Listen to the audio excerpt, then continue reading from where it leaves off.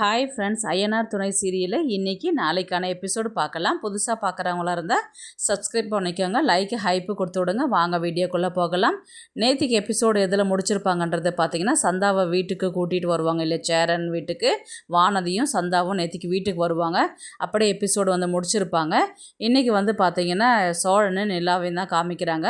அந்த 3 நாள் ட்ரிப்பு முடிஞ்சு நேராக வீட்டுக்கு தான் வருவாங்க. வீட்டுக்கு வந்துட்டு அவங்க அந்த கஸ்டமர் இவ்வளோ தூரம் வந்துட்டு வா, வீட்டு உள்ளார வந்துட்டு போ அப்படின்ற மாதிரி சொல்லுவாங்க.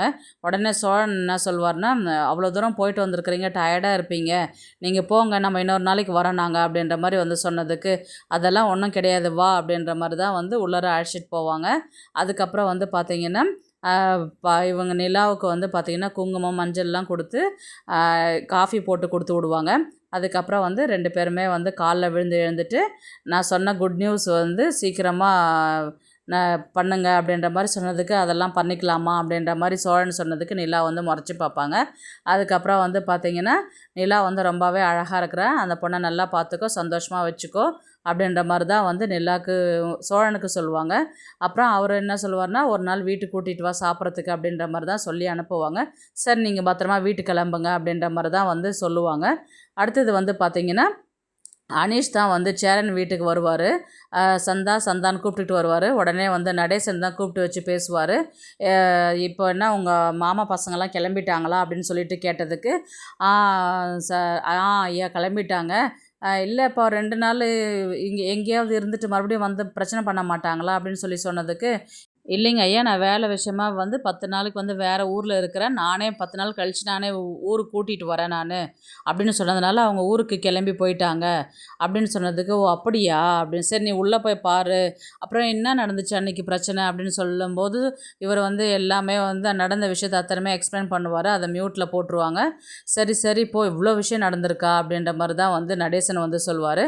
உடனே நடேசன் என்ன சொல்லுவார்னா, இவ்வளோ பிரச்சனையாக இருக்கிறதுக்கு பேசாத கல்யாணம் பண்ணிக்கலாம் இல்லையா அப்படின்ற மாதிரி தான் கேட்பாங்க. சந்தாக்கும் பிரச்சனை இல்லை, சேரனுக்கும் பிரச்சனை இல்லை, பேசாத கல்யாணம் பண்ணிக்கலாமே 2 பேரும் அப்படின்ற மாதிரி சொன்னதுக்கு, நானும் அதுதான் ஐயா யோசிக்கிறேன் அப்படின்ற மாதிரி தான் அவர் அனீஷும் சொல்லுவார். இல்லை நம்ம 2 பேரும் அவங்க 2 பேருக்கும் கல்யாணம் பண்ணிட்டா நேராக நம்ம ஸ்டேஷன் போயிட்டு கூட அங்கே இன்ஃபார்ம் பண்ணால் கூட அவங்க நமக்கு பாதுகாப்பு தருவாங்க அப்படின்ற மாதிரி சொன்னதுக்கு, ஆமாம் இது நல்ல விஷயமா தான் இருக்குன்னு, நீ போயிட்டு சேரன்கிட்ட பேசிப்பார் அப்படின்ற மாதிரி தான் சொல்லுவார். சரிங்க ஐயா அப்படின்னு சொல்லிட்டு உள்ளார போவார். உள்ளார அனீஷ் பார்த்திங்கன்னா நேராக வானதிக்கு தான் தேங்க்ஸ் சொல்லுவார். வானதி என்ன சொல்லுவாங்கன்னா, அதெல்லாம் ஒன்றும் பிரச்சனை இல்லை ப்ரோ, அதனால் ஒன்றும் ப்ராப்ளம் இல்லை, இது என் வீடு தானே, நான் வாழ போகிற இடம் தானே இது, அதனால் நான் ஹெல்ப் பண்ணுறதுல என்ன தப்பு இருக்குது அப்படின்ற மாதிரி தான் வானதி சொல்லுவாங்க. உடனே பாண்டியனும் ஆமாம் அப்படின்ற மாதிரி தலையாட்டுவார். சரின்னு சொல்லிட்டு, சரி சேரன் என்ன சொல்லுவார்னா, சரி உட்காருங்க எல்லோரும் சாப்பிட்லாம் அப்படின்ற மாதிரி தான் சொல்லுவாங்க. அடுத்தது நிலாவையும் சோழனையும் தான் காமிப்பாங்க. உடனே அவங்க காரில் கிளம்பி வருவாங்க. இப்போது நம்ம வேறு எங்கேனா போகலாமா அங்கே அப்படின்ற மாதிரி கேட்பாங்க. எங்கே போகலாம் அப்படின்ற மாதிரி கேட்டதுக்கு, இல்லை ட்ரிப்பு இவ்வளோ சீக்கிரமாக முடிஞ்ச மாதிரி இருக்குது, அதனால தான் சொன்னேன், சரி நம்ம பீச்சுக்கு போகலாமா அப்படின்ற மாதிரி தான் கேட்பாங்க. நம்ம ப்ரொமோவில் பார்த்தது இப்போ தான் வரும் அந்த சீனு. அதுக்கப்புறம் சரி போகலாங்க, இதில் நீங்கள் கேட்டு நான் போகாத இருப்பேனா, கண்டிப்பாக போகலாம், சரி நிலா போகலாமா அப்படின்ற மாதிரி சொன்னதுக்கு, போகலாம் அப்படின்னு சொல்லிட்டு அங்கே போவாங்க. அதுக்கப்புறம் பார்த்திங்கன்னா தண்ணியில் விளையாடுறதுக்கு போகிறதுக்கு, நான் மட்டும் போயிட்டு வரேன், நீங்கள் செப்பல் மட்டும் பார்த்துக்கோங்க அப்படின்னு சொல்லிட்டு நிலா சொல்லுவாங்க. ஏங்க நானும் தாங்க வரேன் அப்படின்னு, ஏங்க அப்புறம் யாரும் செப்பல் எடுத்துக்க போகிறாங்க, எங்கள் செப்பல்லாம் யாரும் தூக்க மாட்டாங்க, வச்சுட்டு வாங்க போகலாம் அப்படின்னு சொல்லிட்டு தான் இவங்க 2 பேரும் போயிட்டு தண்ணியில் விளையாடுவாங்க. அதுக்கப்புறம் சரி நனைஞ்சது நினச்சிட்டோம், ஃபுல்லாகவே நனையலாம் வாங்க இன்னும் உள்ளார போயிட்டு வரலாம் அப்படின்னு சொல்லி கேட்டதுக்கு, ரொம்ப உள்ளார போனால் ஃபுல்லாக ட்ரெஸ் எல்லாம் நனைஞ்சிச்சுன்னா சளி பிடிச்சிக்குங்க, வேண்டாம் அப்படின்ற மாதிரி சொல்லுவாங்க நிலா. அதுக்கப்புறம் மக்காச்சோளம் விற்றுட்டு வருவாங்க, அதை வாங்கி சாப்பிட்டுக்கிட்டே பேசிகிட்டு இருப்பாங்க. நீங்கள் இன்னும் நிறைய பெரிய பெரிய இடத்துக்கு வரணும், டிரைவர் வேலை தப்புன்னு நான் சொல்லலை, நீங்கள் டிரைவராக இருக்கிறதுக்கு அப்புறம் முதலாளியாக மாறுறதுக்கு நீங்கள் அதுக்கான ஒரு ஆம்பிஷன் எடுத்து நீங்கள் ஏதாவது செய்யணும் அப்படின்னு சொல்லிட்டு கேட்பாங்க, சொல்லுவாங்க. அதுக்கு இவர் சோழன் என்ன சொல்லுவாங்கன்னா, நான் உன்னை கேட்குறேன் தப்பாக நினச்சிக்க மாட்டீங்களே அப்படின்னு சொல்லிட்டு அவர் கேட்பார். கேளுங்க அப்படின்னு. இல்லை நீங்கள் என்னை விட்டுட்டு போகிறீங்களா, இல்லை நிறைய அட்வைஸ்லாம் ஆக்டிவிட்டீஸ்லாம் பண்ணுறீங்க, இப்போ வீட்டுக்கு போனதுக்கப்புறம் நைட்டோட நைட்டாக எங்கன்னா கிளம்பி போயிடுவீங்களா அப்படின்ற மாதிரி தான் வந்து அவங்க கேட்பாங்க. அப்படிலாம் இல்லைங்க, நம்ம ட்ரிப்பு ஃபுல்லாகவே இது தானே பேசிக்கிட்டு இருந்தோம், அதை பற்றி டிஸ்கஸ் பண்ணேன், மற்றபடி வேறு ஒன்றும் இல்லை, நான் எங்கேயும் உங்களை விட்டு போக மாட்டேன், ப்ராமிஸ் பண்ணுங்க அப்படின்னு சொல்லிட்டு இவங்க கையை நீட்டுவார் இவர். அவங்களும் ப்ராமிஸ் பண்ணி நான் எங்கேயும் உங்களை விட்டு போக மாட்டேன். இல்லை, நான் எதுக்காக சொல்ல வரேன்னா, நீங்கள் எனக்காக நிறைய கஷ்டப்பட்டுருக்கிறீங்க, நிறையவே செஞ்சுருக்கிறீங்க, நான் வந்து உங்களுக்காக நான் எதுவுமே செஞ்சதே கிடையாது, அதுக்காக தான் நான் இப்படி சொல்லிட்டு இருக்கிறேன், மற்றபடி வேறு எதுவும் கிடையாது. உங்களுக்கு எதனா என்னால் உங்களுக்கு வேலை ஆகணும் அப்படின்ற மாதிரி இருந்தால் இப்போ இல்லைனாலும் எப்போயாவது யோசிச்சு சொல்லுங்கள், நீங்கள் சொல்கிறத நான் கண்டிப்பாக நான் செய்வேன் நான் அப்படின்ற மாதிரி வந்து நிலா சொன்னதுக்கு, என் கூட நீங்கள் இருந்தாவே அது போதுங்க அப்படின்ற மாதிரி வந்து இவர் சோழன் சொல்லுவார். இல்லைங்க, இதை விட வேறு எதனா கேளுங்க, கண்டிப்பாக நான் செய்வேன் நான் அப்படின்னு சொல்லிட்டு நிலா சொல்லுவாங்க. சரின்னு சொல்லிட்டு அப்படியே இன்றைக்கான எபிசோடை வந்து முடிப்பாங்க. நாளைக்கு வந்து பார்த்திங்கன்னா அவர் என்ன கேட்பார்னா, கடைசி வரலையும் நீங்கள் என் கூட இருந்தாவே அதே போதும் அப்படின்ற மாதிரியும் சொல்லுவாங்க. இன்னும் ஒரு விஷயம் இருக்குது, நான் அது இப்போது கேட்க வேண்டிய சந்தர்ப்பம் இல்லை, நான் கேட்க வேண்டிய நேரத்தில் அப்போ நான் கேட்பேன், நீங்கள் அப்போ செய்யணும் எனக்கு அப்படின்ற மாதிரி சொல்லுவாங்க. சரிங்க, கண்டிப்பாக செய்கிறேன் நான் அப்படின்ற மாதிரி தான் வந்து நிலா வந்து சொல்லுவாங்க. உடனே வந்து வீட்டுக்கு தான் கிளம்பி போவாங்க. அந்த இடத்துல வந்து பார்த்திங்கன்னா வானதி, அனிஷ், சந்தா எல்லாருமே இருப்பாங்க இல்லையா, எல்லாருமே இங்கே தான் இருக்கிறீங்களா அப்படின்ற மாதிரி தான் இவங்களும் போவாங்க. உடனே சேரன் வந்து, ஏய் வாடா வாடா சோழா, வாப்பா நிலா, எப்போ வந்தீங்க, ட்ரிப்பெல்லாம் நல்லா போச்சா அப்படின்ற மாதிரி வந்து எல்லாருமே கேட்பாங்க.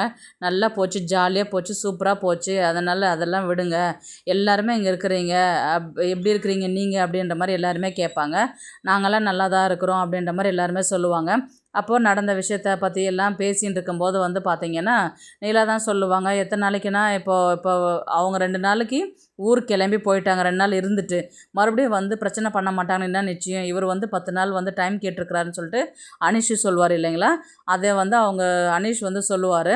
இருந்தாலும் இப்போ நம்ம எத்தனை நாளைக்கு இப்படியே மேனேஜ் பண்ணுறது, இது சரிப்பட்டு வராது, நீங்கள் கல்யாணம் பண்ணிங்கன்னா அடுத்தது வந்து பாண்டியனுக்கு கல்யாணம் பண்ணிட்டாக்கா அவங்க லைஃப்பும் ஸ்டார்ட் பண்ணுவாங்க, எத்தனை நாளைக்கு பாண்டியன் தனியாகவே இருப்பார், வானதி கூடவே இருப்பாங்க, வானதியும் வந்து நமக்காக நம்ம குடும்பத்துக்காக ரொம்பவே கஷ்டப்படுறாங்க, நமக்கு ஒன்றுன்னா வந்து நிற்கிறாங்க, வானதி வீட்லேயும் எத்தனை நாளைக்கு அவங்களும் அவங்கள வச்சுக்கிட்டு இருப்பாங்க, ஆல்ரெடி அவங்க நிச்சயதார்த்தத்துக்கு ஒத்துக்கிட்டாங்க, கல்யாணத்துக்கு சம்மதம்னு சொல்லிட்டாங்க, அதனால் நம்மளும் வந்து வானதிக்கும் பாண்டிக்கும் கல்யாணம் பண்ணி வைக்கணுன்னு, இப்போ உங்களுக்கு கல்யாணம் பண்ணாதான் அவரும் பண்ணுவேன்னு சொல்லிட்டு சொல்கிறாரு இல்லையா, நீங்கள் பேசாத சந்தாவை கல்யாணம் பண்ணிக்கோங்க, எந்த பிரச்சனை வந்தாலும் நம்ம பார்த்துக்கலாம், நம்ம ஸ்டேஷனில் ஒரு வாட்டி இன்ஃபார்ம் பண்ணிக்கலாம், ஏன்னா நீங்கள் 2 பேருமே மேஜர், அதனால் பிரச்சனையே கிடையாது, விருப்பப்பட்டு தான் கல்யாணம் பண்ணிக்கணும்னு சொல்லிட்டு கூட நம்ம அதுக்கப்புறம் வந்து நம்ம மேனேஜ் பண்ணிக்கலாம் அப்படின்னு சொல்லி சொன்னதுக்கு, சரிப்பா உங்களுக்கு எல்லாருக்கும் இதுதான் சம்மதம்னா நான் கல்யாணம் பண்ணிக்கிறதுக்கு சம்மதம் அப்படின்ற மாதிரி தான் வந்து சேரன் வந்து சொல்லுவாங்க. சந்தா வந்து சிரிக்கிற மாதிரி தான் காமிப்பாங்க. உடனே வானதி வந்து வானதி என்ன பாண்டியங்கிட்ட சொல்லுவாங்கன்னா, அடுத்தது நமக்கு தான் பாண்டி கல்யாணம் அப்படின்ற மாதிரி தான் வந்து சொல்லி முடிப்பாங்க. அப்படியே எல்லாருமே கொஞ்சம் சிரிப்பாங்க. எபிசோடு வந்து முடிப்பாங்க. பார்க்கலாம் கதையை வந்து எப்படி எடுத்துகிட்டு போகிறாங்கன்றது. ஏன்னா நெக்ஸ்ட் வீக் ஃபுல்லாகவே வந்து சேரனுடைய கல்யாணம் பிரச்சனையை அதை எப்படி சரி பண்ணி சேரனுக்கும் சந்தாவுக்கும் கல்யாணம் பண்ணுற மாதிரி தான் வந்து கதையை நகர்த்துவாங்க. பார்க்கலாம் கதையை வந்து எப்படி எடுத்துகிட்டு போகிறாங்கன்றது. இந்த வீடியோ உங்களுக்கு பிடிச்சிருந்தா ப்ளீஸ் லைக் பண்ணுங்கள், ஷேர் பண்ணுங்கள், சப்ஸ்கிரைப் பண்ணுங்கள். தேங்க்ஸ் ஃபார் வாட்சிங். இந்த வீடியோ பிடிச்சிருந்தா லைக் பண்ணுங்க, நம்ம சேனலை சப்ஸ்கிரைப் பண்ணுங்க. உங்க ஆதரவு ரொம்ப முக்கியம். நன்றி.